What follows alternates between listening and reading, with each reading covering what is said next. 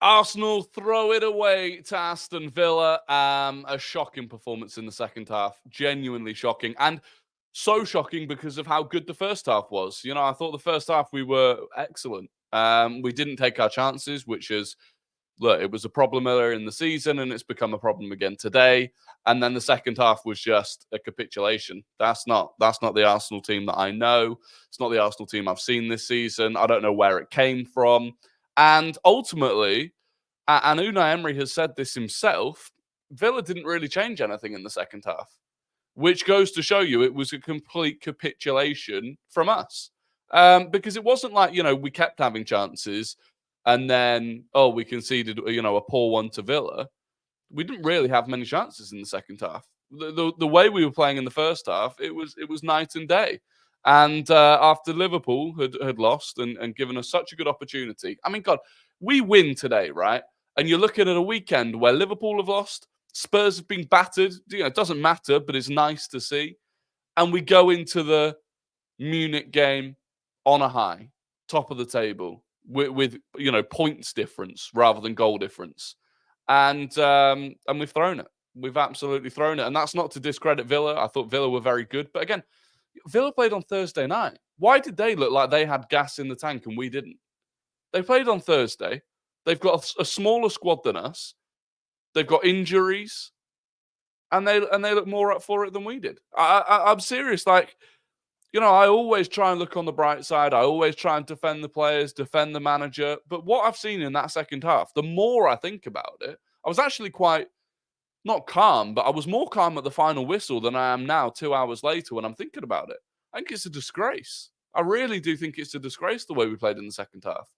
You want to go out there and win titles. There was your opportunity. And we've thrown it away. I think there were issues. I still don't, as well as we played in the first half, I think there were still issues. I don't think Arteta got it right today. In hindsight, I wasn't overly concerned about the starting lineup when I saw it come out, but in hindsight, I do think there were mistakes there. I think there are players that we genuinely have to look at and go, look, I probably thought they could do next season as well, but I'm looking at it now going, I don't think they can. Zinchenko, Jesus, and we'll talk about those individual players. I'm not happy with the way that Arteta spoke after the game either. He's come out and one of the things he said was, now is the moment where you can show character. Now is the moment to show character. How do you bounce back? No. I mean, now is a moment to show character, but the moment to show character was in that second half. That's the moment to show character. That's the sort of situation where City players show character. And then on the topic of that, he says, you can't, the loss was always going to come at some point. It's how you react. Why? Why was the loss always going to come at some point? Why is that the mentality? Do you think that's City's mentality? Do you think with 6 games to go, City are looking at it going, well, we're going to lose one of these games, but we'll make sure we bounce back well when we do? No, for God's sake, let's drill it into these players that those second half performances like that are not acceptable, that we should look to win every game. And if you don't win, don't lose. And Declan Rice said this after the game. You look up at 0-0 with 15 minutes to go, you don't lose. If you're not going to take all 3 points, you make sure you take one. But again, we didn't. And it was just poor. It was so poor. And again, Arteta said, well, we've won, if you win 6 or 8 games, if you go on a winning streak this long in another league, you'd be 6 or 8 points clear after it. We're not in another league. We're competing with a freak City team. And this is what you have to do. So, look, I get it. It is tough. It is ridiculous that you're competing with that. But that's the reality. And we've got to realize that that's the reality. We really do. Look, I'll bring up the individual players and how it worked. Raya, I think, was fine. I don't really know what he could have done differently that game. Ben White, I mean, this is where sometimes I just think ratings are ridiculous. He's got the highest rating of anyone on our team. Don't get me wrong, first half he wasn't bad. Second half, he was getting bullied by Zaniolo. He was getting bullied by him. And Unai Emery said that was a big difference in the second half. The amount of balls that Zaniolo was winning when they went long. It was how Villa were getting out. Ben White's meant to be a centre-back by trade. Why is he getting bullied by Zaniolo? You know, that for me was poor. That was a real issue in the second half. Saliba, Gabriel, I thought they struggled to deal with Ollie Watkins. I thought Ollie Watkins was very, very good today. Such a handful. Zinchenko's done. Zinchenko's done, in my opinion. Look, I know I've spoken on this channel before about what Zinchenko offers to us when we've got the ball. But for me, I look at the past, however long it is, 10 weeks, where we were without Zinchenko. We weren't struggling on the ball. We weren't struggling on the ball. We weren't struggling to break teams down. We were scoring lots of goals, and we were rock solid defensively. You bring Zinchenko in, we weren't more creative today than normal, I don't think. But we look shaky at the back. He looks so shaky at the back. And he takes risks. He takes risks that at this point, he's not good enough to take those risks because they keep backfiring. He hasn't got the pace to recover from those risks when they go wrong.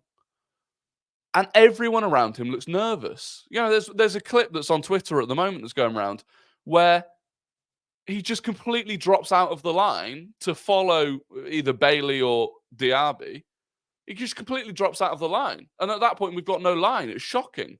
And then for me, I really got wound up, to be honest, when he kicked the ball out of play when Zaniolo was pretending to be injured.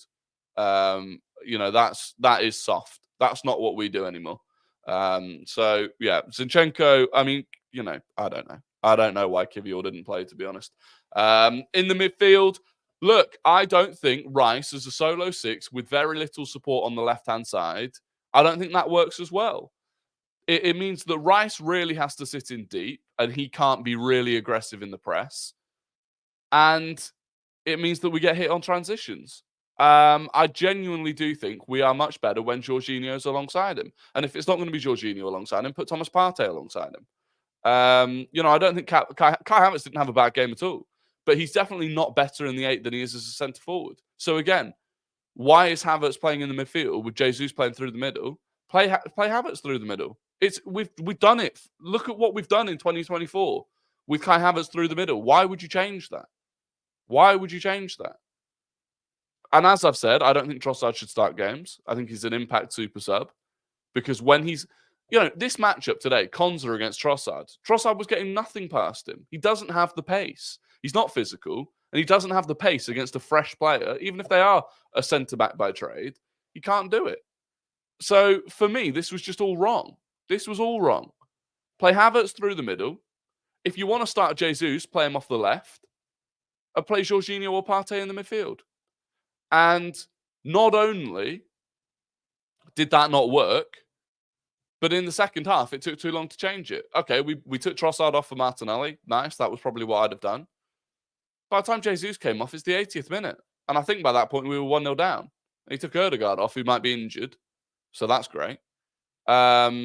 You know, Arteta said after the game that the reason he took Ødegaard off was because he couldn't carry on. So, I mean, if Ødegaard's out for any period of time, we're fucked.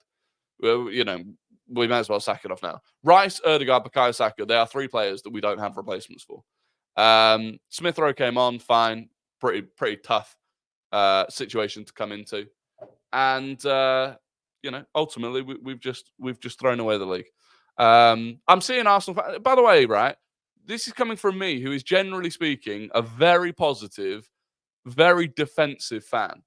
But I can't defend that second half. I can't. And I'm seeing people on Twitter saying, oh, you know, don't be reactionary. Don't lose your composure. No, you're well within your rights to be absolutely fuming with that performance. Because look at this Villa team. This wasn't even... Villa were missing Matty Cash, Douglas Luiz, Boubacar Kamara. You know, Zaniolo's playing off the left-hand side. Rodgers played great, but I didn't know who he was before the start of this season. It wasn't good enough. It wasn't good enough. And you're well within your rights to be absolutely fuming about it. Now, look, if our finishing is better, we probably win that game. Trossard, tapping, missed. Jesus, header at the back post. Don't know what he does with it. Hits it into the side netting. Havertz had a couple of chances. You know, we know Havertz isn't clinical enough, but it's just a problem. It is a problem. And that's the game. When you look at, okay, we started having the conversation. Well, now that we've got Havertz and we've got Jesus, do we really need to go and spend loads of money on a striker? Yes, we do. For that game. Fine. In most games, we're that good that we'll create enough chances that it won't matter. But in some games, it will cost us. And today it has. Gyökeres, Isak, clinical finishers score those chances. That's what they do. And it just wasn't good enough. And look, Villa's becoming a bogey team for us. They've done the double over us this season.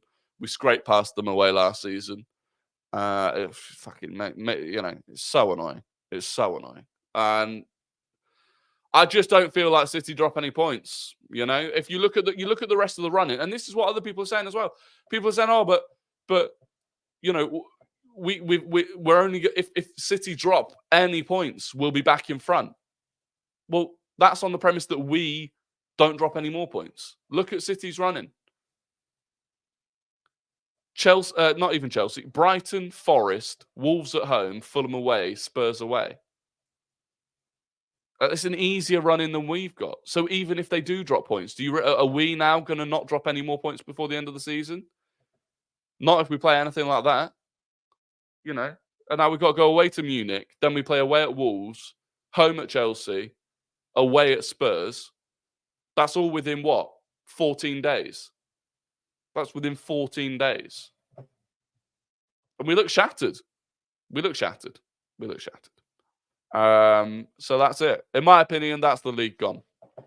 I don't think that's reactionary. I think that's realistic. Yes, City might drop points between now and the end of the season. I don't see us not dropping more points. That second half was horrifying. Absolutely horrifying. Look, that's going to be the end of the video. If you could subscribe, I'd be grateful. Smash a like on the video. All that good stuff. I'll be back tomorrow, 6:30, live stream as normal. We'll go over this and start trying to prepare for the Bayern Munich game. But, yeah. Don't know what I've just watched in that second half. Absolutely awful. Until I see you again, goodbye.